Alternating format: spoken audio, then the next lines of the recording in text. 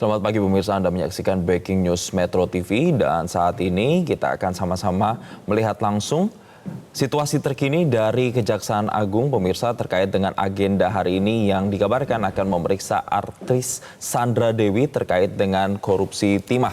Di mana hari ini kami mendapat informasi bahwa Kejagung Republik Indonesia ini memanggil atau menjadwalkan artis Sandra Dewi untuk diperiksa sebagai saksi dalam perkara dugaan korupsi tata niaga timah di wilayah izin usaha pertambangan PT Timah di rentang waktu 2015 hingga 2022. Dan hingga saat ini pemirsa, kami sedang mencoba untuk mencari tahu apakah Sandra Dewi sudah datang atau sudah tiba di Kejagung.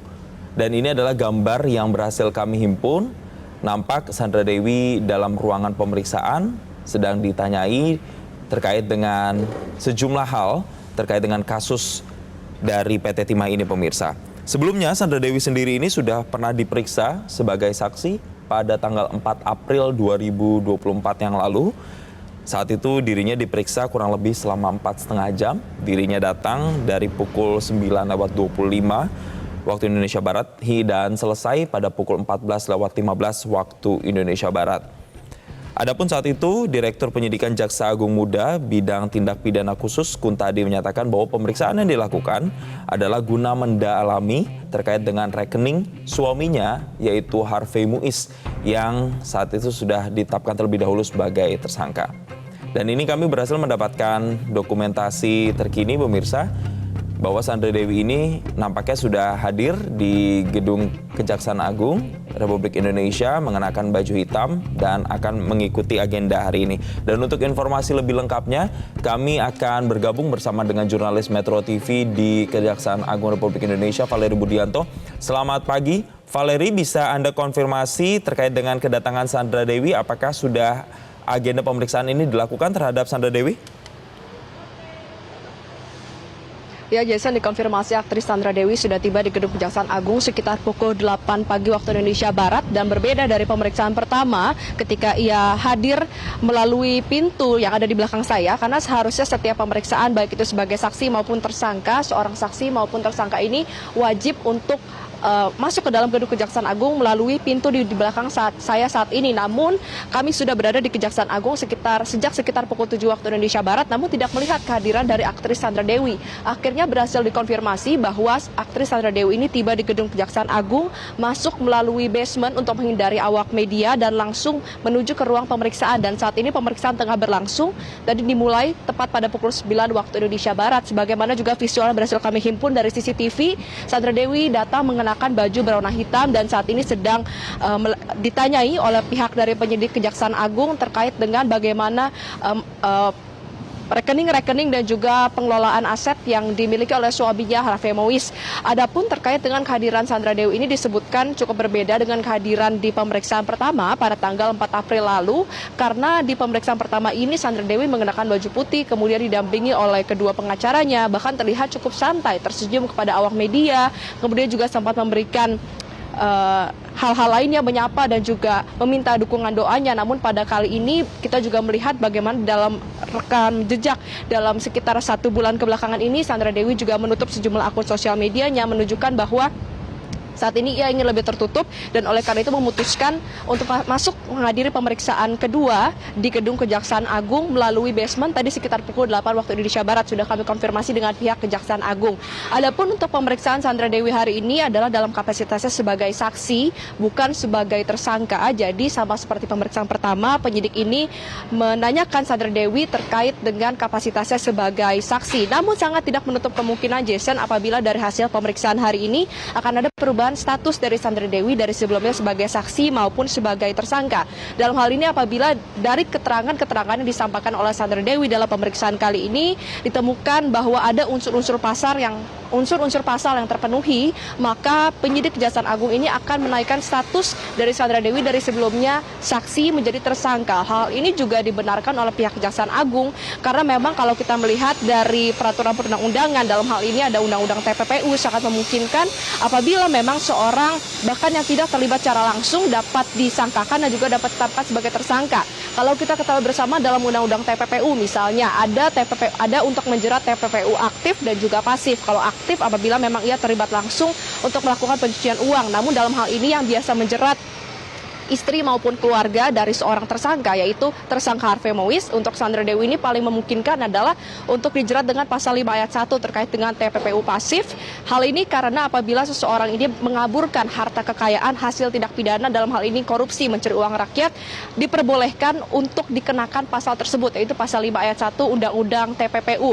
Kabar yang beredar saat ini di Kejaksaan Agung juga sepertinya Sandra Dewi akan ditetapkan sebagai tersangka di sore hari nanti, karena nanti rencananya di pukul 5.17 waktu Indonesia Barat akan ada konferensi pers yang akan dilangsungkan oleh pihak dari Kejaksaan Agung, baik itu oleh Jampitsus dan juga Kapus Penkum. Namun hal ini masih harus dikonfirmasi terkait dengan penetapan status dari Sandra Dewi. Namun selama belum diinformasikan secara resmi oleh pihak Kejaksaan Agung, tentu kita masih harus menganggap Sandra Dewi hingga saat ini kapasitasnya adalah sebagai saksi dan juga bukan sebagai tersangka. Nah, Jason, terkait apa saja materi hal-hal yang digali terhadap Sandra Dewi dalam pemeriksaan kali ini pasti akan bersifat lebih mendalam daripada pemeriksaan pertama. Kalau kita ketahui bersama, seperti tadi disebutkan juga sebelumnya, pada tanggal 4 April Direktur dari Jampitsus itu Dirdik Jampitsus ini sempat menyatakan bahwa ia memeriksa terkait dengan rekening-rekening yang telah disita oleh pihak Kejaksaan Agung, dalam hal ini yang dimiliki oleh Harvey Mois, suaminya tersangka dari kasus korupsi tata niaga timah di PT Timah Tbk periode 2015-2022 ini. Nah, nanti kalau misalnya dalam pemeriksaan kali ini ditemukan bahwa memang ada keterlibatan, khususnya juga dengan kasus ini, dengan apa yang dilakukan saat ini, aset-asetnya, maka tidak menutup kemungkinan akan ada penaikan status dari Sandra Dewi. Namun kembali dalam pemeriksaan kemarin, tujuan dilakukannya konfirmasi kepada Sandra Dewi adalah untuk memilah mana aset yang merupakan milik Harvey Mois dan juga mana aset yang merupakan milik Sandra Dewi. Karena kita ketahui bersama, salah satu output dari hasil pemeriksaan di tanggal 4 April lalu adalah ada perjanjian perkawinan berupa perjanjian pisah harta, prenuptial agreement, yang memang telah disepakati oleh Sandra Dewi dan juga Harvey Mois sebelum ia menikah.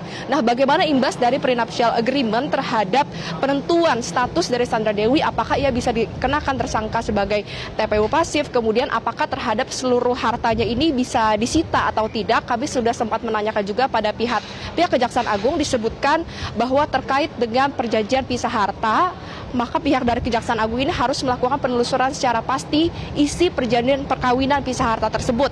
Karena dalam perjanjian pisah harta disebutkan secara rinci mana saja harta-harta yang merupakan milik dari Harvey Mois, milik dari suami, dan juga mana harta-harta yang merupakan dimiliki oleh Sandra Dewi atau bukan milik dari Harvey Mois meskipun mereka sudah menjadi suami istri. Tentunya ini harus dipastikan apabila nanti dari rekening-rekening yang diblokir, aset-aset yang disita ini ternyata merupakan milik Sandra Dewi, maka harus dipisahkan atau tidak dapat disatukan dalam kasus ini apabila memang Sandra Dewi ini ternyata terbukti tidak terlibat dalam kasus korupsi timah ini di periode 2015 hingga 2022.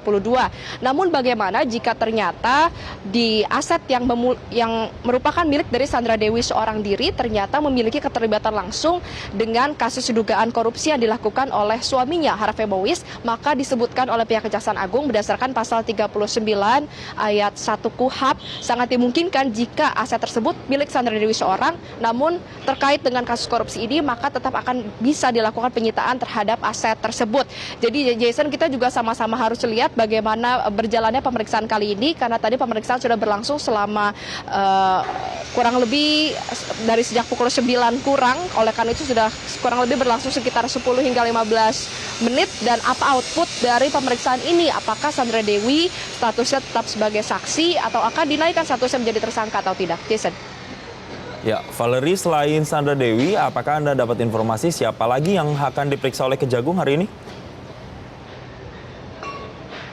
Ya, dikonfirmasi selain Sandra Dewi, Kejaksaan Agung juga akan melakukan pemeriksaan terhadap tersangka lain di kasus ini, yaitu Helena Lim yang saat ini sudah ditetapkan sebagai tersangka. Tadi disebutkan juga pemanggilan Helena Lim ini dilakukan di pukul 9 waktu Indonesia Barat. Kami tadi sempat mengeluhkan mengapa terkait dengan Sandra Dewi seperti diberikan perlakuan khusus, ia dapat masuk ke dalam gedung Kejaksaan Agung lewat basement, padahal seharusnya seluruh saksi, seluruh tersangka harus melewati pintu di belakang saya saat ini. Oleh karena itu dikonfirmasi bahwa apabila nanti Helena Lim, tersangka dalam kasus ini juga tiba untuk melakukan pemeriksaannya, maka ia akan hadir dan juga datang melalui pintu di belakang saya, sehingga kehadiran ini dapat tertangkap gambarnya melalui media, oleh awak media. Dan terkait dengan kapasitas pemeriksaan saat ini juga kami tanyakan apakah Helena ini diperiksa dalam kapasitasnya sebagai tersangka atau ia diperiksa dalam kapasitasnya sebagai saksi untuk tersangka lain. Dikonfirmasi bahwa hari ini Helena Lim juga akan diperiksa dalam kapasitasnya sebagai tersangka. Jadi Kejaksaan Agung ini melakukan pendalaman dan juga penelusuran lebih lanjut terkait dengan keterlibatan yang bersangkutan yang diketahui sebagai kepala pengelola CSR yang melakukan korupsi dalam kasus tata niaga timah IUP PT Timah Tbk periode 2015-2022. Namun hingga saat ini kehadiran masih belum terlihat, Jason, sehingga sepertinya ia masih belum tiba, sedikit telat dari waktu pemanggilan yang ditetapkan di sekitar pukul 9 waktu Indonesia Barat. Jason. Jelajahi cara baru mendapatkan informasi. Download Metro TV Extend sekarang.